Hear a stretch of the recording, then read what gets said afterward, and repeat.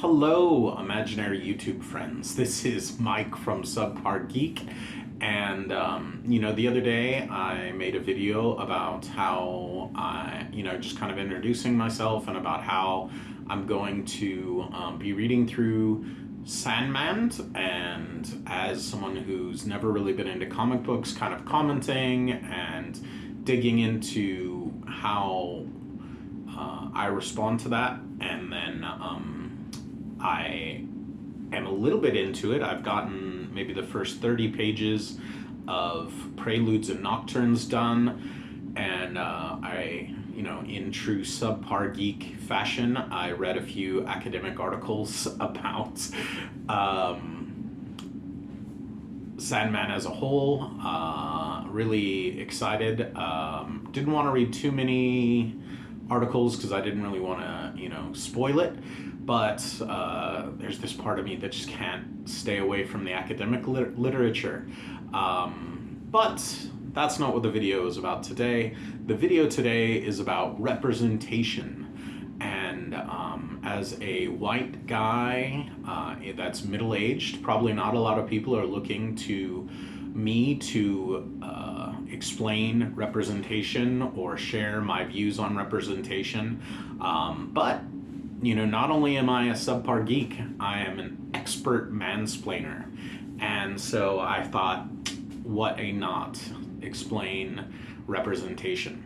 And what got me thinking about this is I was thinking about how, part of my subpar geekiness, like if I was as cool as a geek, I'd probably be into Star Wars. Some geeks are into the old school original series of Star Trek, but I am 100% nerd and am into Star Trek The Next Generation only. So as a kid, I was into Star Wars, and I really enjoyed playing with the action figures. I'm really grateful that the action figures from Star Wars had an impact on G.I. Joe action figures. I loved playing with G.I. Joe action figures as a kid, but could never really afford them. My family was pretty impoverished, not destitute, but we were on welfare and really scraping to get by. And then for a while we lived in public housing. So, mom didn't always have the cash to blow on action figures. So I kind of loved them from afar. As with most things nerdy and geeky, I never really dug down deep into it.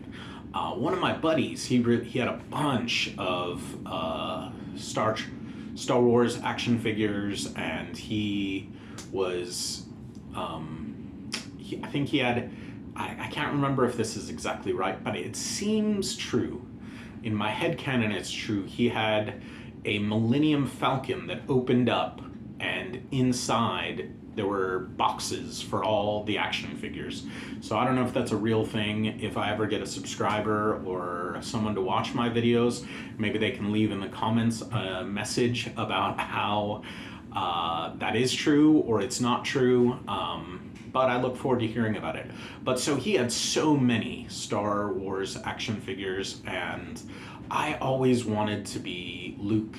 And this is where the idea of representation came in, because I was like thinking about, I'm not really cool enough to be like a huge Star Wars fan, but as a kid I really loved playing with Luke Skywalker action figures.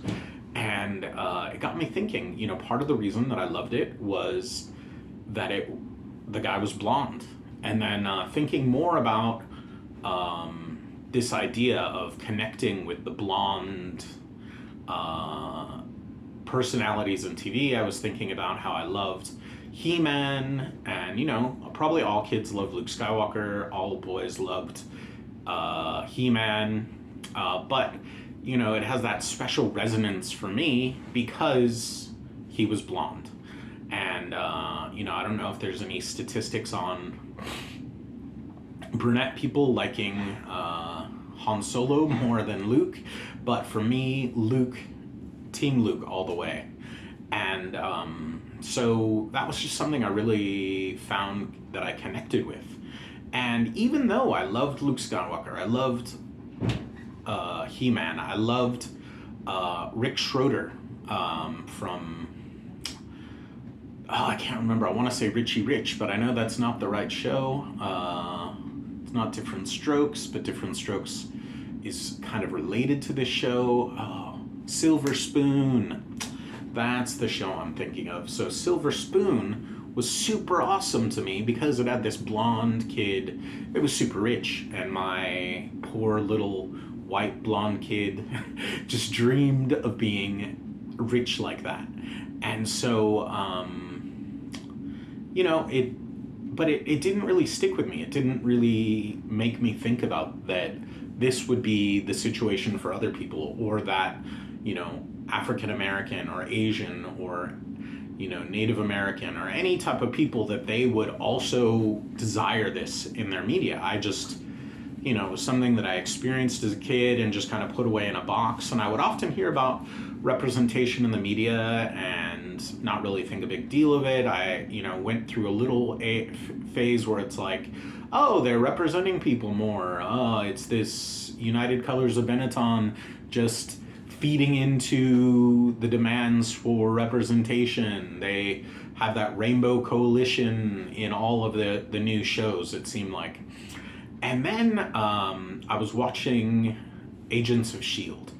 And at the same time I got into Agents of S.H.I.E.L.D., my wife and I were trying to have a kid. And unfortunately, we weren't able to have a child. We're still technically trying, but we're not really trying. We just don't think we're going to be able to have kids. But that's a completely different story. What I'm trying to talk about now is that as we were watching this, I was dreaming of having a kid. And my wife is Chinese. She's from Hong Kong. And so she's ethnically Chinese. And on Agents of S.H.I.E.L.D., they had a character who started out as Sky and then changed her name to her birth name, Daisy. And later on, she goes on to be called Quake. And she was half Chinese, half white, I don't know, for lack of a better term.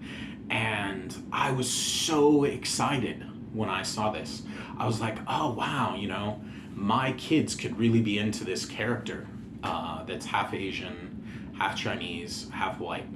And Chloe Bennett, I looked her up. Is she really half Chinese, half white? And turned out she is. Her dad is Chinese, and her actual name is Chloe Wong, and she changed it to get more roles. So it's kind of sad, but that's the racism that she had to put up with, and she, just rolled with the punches and went out there, and then she's making change. Like, I heard a rumor that she insisted that in the show her mom be Chinese. And so that's really awesome if that was really what she did, even though she decided to go with Chloe Bennett as her stage name. But, that really got me thinking about representation. Like how, oh wow, I want a biracial person in the media to represent my kids. That I would hope that my daughter would have people like Chloe Bennett to look up to, that they would be able to get into these characters and feel empowered.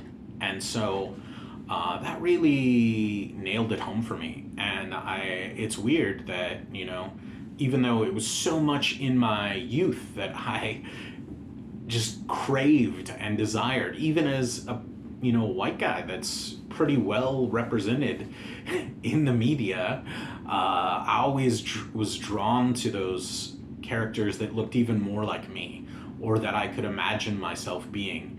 And I think that's really why we need representation. And I don't need to explain to people that lack representation, and I'm not trying to. I'm not trying to mansplain. I just wanted to share my story, and hopefully some other person that's on the fence about representation might, see this and connect. And I think it's really important that we have characters like Black Panther or, whoever that really little boys and girls can really look up to. And I think that it's really important to have empowered women and gay people and trans people in the media so that people don't feel shamed, or they don't feel isolated, or they don't feel like the only person that's out there. And so I know this isn't the most geek friendly topic, and I don't even completely feel like it's my role to talk about it, but this is my relation to geek media, to pop culture. This is how I experienced as a kid. This was the transformation through watching Agents of S.H.I.E.L.D., and so this is just kind of what it makes me think. So this is my first kind of real video, and I hope you liked it. I hope someday someone watches it. We'll see how it goes.